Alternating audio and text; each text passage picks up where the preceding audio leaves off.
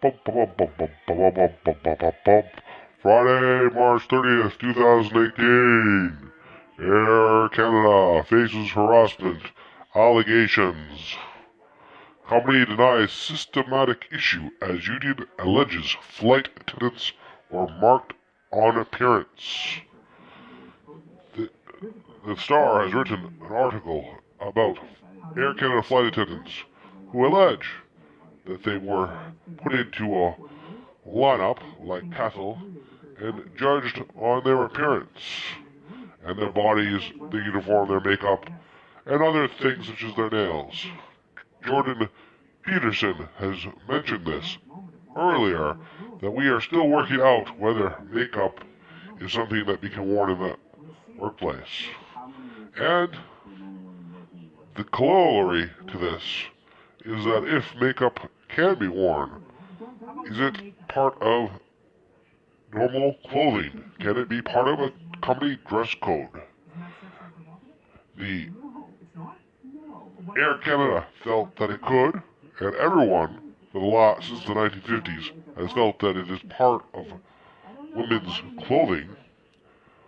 But now that they are in the workplace, can it be part of their uniform?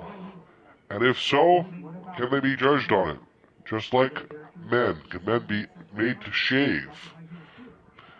Are their beards part of their appearance and uniform, or lack thereof? Certainly, the military has rules on shaving and whatnot.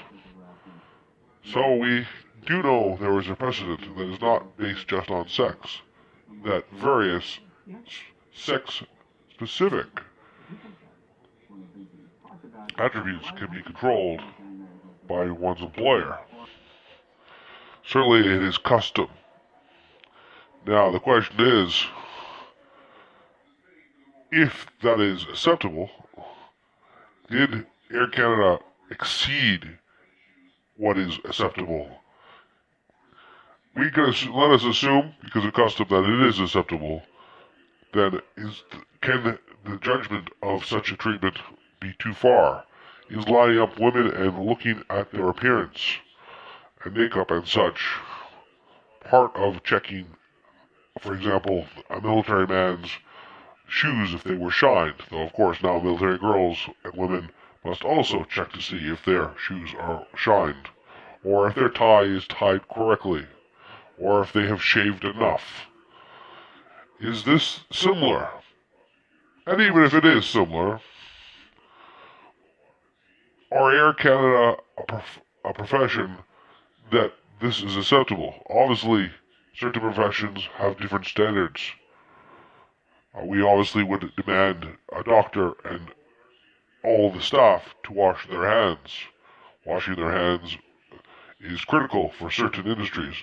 But other industries, such as a coal miner, could get away with not washing their hands.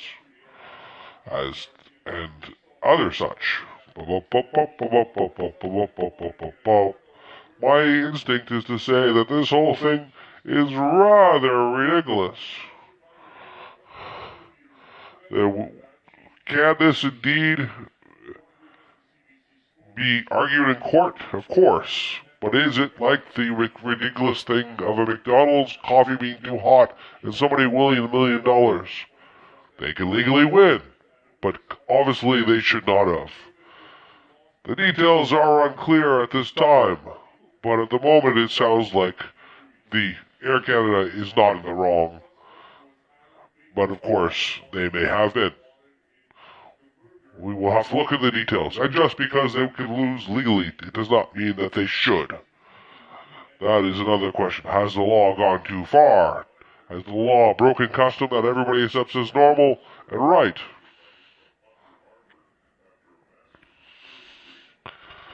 There are many times where the law goes too far and is ridiculous. For example, in the case of child pornography, every adult that has a child before 2000 is guilty of such, legally, since any naked picture of a child, which meant there are many baby pictures in the past, is totally illegal and subject to 25 years in jail. And there have been places where this has occurred, at least in the beginning parts. But nobody has yet to go to jail for this, despite the law saying that they should. Because common sense has so far prevailed.